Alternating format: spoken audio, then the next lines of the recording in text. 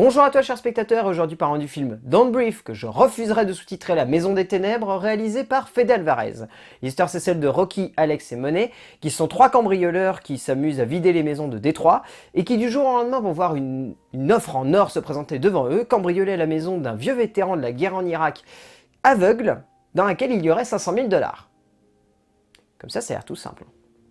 Mais si c'était aussi simple, ça ferait pas un film. Fede Alvarez, lorsqu'il a sorti son remake d'Evil Dead, a été soit extrêmement critiqué, soit adoré. Parce qu'au moins, il avait tenté quelque chose de différent par le biais de son remake. Là où le premier Evil Dead avait été un précurseur au niveau du gore et de l'horreur dans une petite maison au fond d'un petit bois qui donnera lieu à beaucoup d'enfants, le remake de Fede Alvarez tentait quelque chose de beaucoup plus cathartique et essayait vraiment d'être une œuvre ultra malsaine et ultra glauque. Et punaise, c'était que le début de ce que Fede Alvarez allait nous livrer. Parce que Don't Breathe est une putain de claque. Et le mot est faible. C'est un petit bijou d'horreur de l'année 2016. C'est une perle. C'est un film qui sort du lot. Mais vraiment qui sort du lot. Là où on a beaucoup critiqué cette année les films d'horreur, et on va le faire certainement dans les prochaines années, et on va le faire encore cette année avec des films comme Ouija, le commencement, qui arrive bientôt, ce film-là est une bombe. Graphique, narrative, immersive, tout ce que vous voulez, mais c'est une tuerie ce long métrage. Il a très peu de défauts, mais franchement les qualités ressortent tout de suite. Au niveau du scénario, donc c'est signé par Fede Alvarez et Rodolfo Sayegues, qui avaient déjà écrit ensemble le remake d'Evil Dead. Le scénario fonctionne parce que c'est un home invasion. Et en tant que home invasion, tu n'as pas besoin forcément d'amener de grosses réflexions derrière ou de développer forcément ta structure au niveau du développement dramatique ou de l'évolution narrative. Ce qui est intéressant, c'est surtout d'avoir un bon concept de base et de faire en sorte que ton concept de base puisse tenir le film avec des retournements qui soient assez intelligents pour faire relancer la narration au cœur même du home invasion. Là, c'est le cas. C'est clairement le cas. J'en bégaye tellement c'est le cas. Parce que le film a un concept, s'en tient pendant une bonne 45 minutes, pendant les 45 premières minutes s'y tient, et au bout de 45 minutes, il arrive à retrouver des retournements, et ainsi de suite. Peut-être le film va un peu trop loin d'ailleurs, parce que les 20 dernières minutes utilisent des retournements qui sont un peu trop forcés, et un peu trop systématiques, et qui font que voilà, on a la sensation que c'est vraiment histoire de renouveler la structure narrative, et que c'est pas pour appuyer des éléments. Mais il y a toute une réflexion autour de l'impact de la guerre sur certains Américains, mais également de la place qu'a la jeunesse dans cette Amérique qui est en pleine catastrophe financière et culturelle, et qui se recherche, et qui est prête carrément à aller à l'encontre des idéaux qui étaient ses propres convictions il y a 10 ans. Et tout ça, c'est plutôt bien amené au cœur de l'histoire, parce qu'à ce temps, on se retrouve avec trois jeunes qui en ont absolument rien à faire des idéaux actuels, face à un homme qui défend des idéaux d'une Amérique d'il y a 10 ans.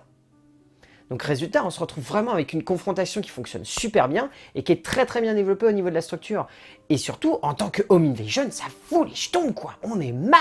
Du début à la fin du film, on est mal parce que c'est super bien foutu. Mais là tout de suite on passe à la mise en scène, mais Fede Alvarez il a fait un truc de dingue au niveau de la mise en scène de ce film. C'est superbement fait, enfin voilà, on est dans un pur enfant de Panic Room de David Fincher au niveau de la scénographie. C'est exactement ça. C'est un film qui est extrêmement physique dans le sens où il use du décor, où il fait en sorte que la maison devienne un vrai personnage, que quand on va se balader dans les couloirs, on va ressentir chacune des planches du parquet qui craque, chacune des marches qui va craquer, chacun des éléments, chacune des fenêtres, chacune des serrures, on va tout mémoriser, tout va devenir un personnage à part entière. Et ça donne un truc qui est fou, quoi. La photo du film utilise les couleurs d'une manière tellement malsaine et glauque. On a les poils qui s'hérissent, rien qu'à voir les lumières bleu fluo et orange pétées sur l'écran. C'est d'un malsain, mais ça fonctionne à merveille. Puis j'ai pas envie de vous révéler vraiment les retournements du film, parce que ce serait dommage, mais il y a deux retournements qui arrivent dans le film. Il y en a un premier qui arrive au bout de 45 minutes, et il y en a un autre qui arrive au bout d'1h10. Les deux, ils sont super bien trouvés, et ils sont extrêmement bien mis en scène par Fede Alvarez. C'est à s'en bouffer les doigts, tellement c'est flippant ce long métrage. On est sous tension, le son, mais le travail du son dans ce long métrage et d'une telle justesse entre la musique de Roque Bagnos et le travail sonore qui est fait autour de chaque son, chaque silence, chaque manière de concevoir un geste par le biais du son. Ça te retourne la tête, tellement c'est monstrueux. Mais vraiment, ça te retourne la tête. Et après, le seul problème que l'on peut reprocher au film, c'est d'être un tout petit chouïard redondant dans ces 20 dernières minutes. Pareil au niveau de la mise en scène. On est dans une espèce de redondance et c'est un petit peu dommage. Mais sinon, ça te matraque la gueule tellement c'est efficace au niveau de l'esthétisme et du tout, quoi. On est sur un film qui est d'une intensité absolument folle, qui te prend aux tripes et qui te lâche pas d'une seconde jusqu'à ce que le long métrage se termine. Et même quand c'est terminé, t'es encore à cran dans ton fauteuil, tellement tu t'es pas remis de ce qui vient de t'arriver. C'est génial. Tout simplement, c'est génial. Et le film, après, vaut le coup parce qu'il a des super acteurs en tête, dont on retient surtout 3. Il y en a un qui est un petit peu plus en retrait parce que, voilà, je ne dis pas pourquoi, mais il est un petit peu plus en retrait. Mais sinon, Kyle Minette, Jen Levy et Stephen Lang, c'est des bombes. Alors Jen Levy, on l'avait déjà vu dans Evil Dead, donc elle est un petit peu moins imposante, mais Kyle Minette est parfait, mais vraiment parfait dans le rôle central.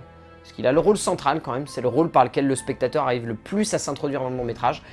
Et Stephen Lang, waouh. J'aimerais pas rentrer dans la maison de ce mec. Stephen Lang est juste dingue dans ce long métrage. Il accapare chacune des secondes où il est à l'écran. Il a un charisme, enfin c'est monstrueux. Cet acteur est phénoménal. Mais tout comme Don't Breathe, de toute façon. Don't Breathe, c'est un film d'horreur qui va être marquant pour l'année 2016. C'est un pur home invasion, c'est un film qui est bourrin, qui est violent, qui est malsain, qui est super bien foutu au niveau de la mise en scène et qui a une histoire qui fonctionne du début à la fin et qui a des super acteurs.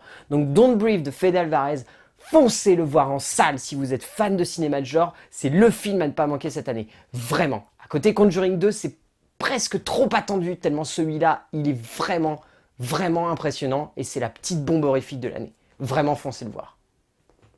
A plus.